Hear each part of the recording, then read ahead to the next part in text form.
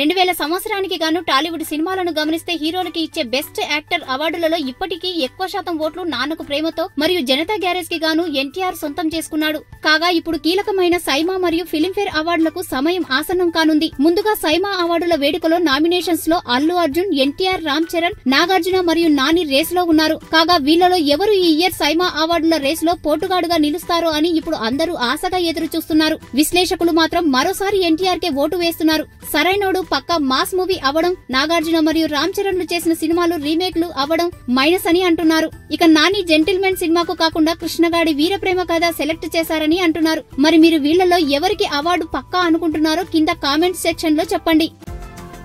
ఈ వీడియో గనుక మీకు నచ్చినట్టయితే లైక్ చేయండి, షేర్ చేయండి, సబ్స్క్రైబ్ చేసుకోండి.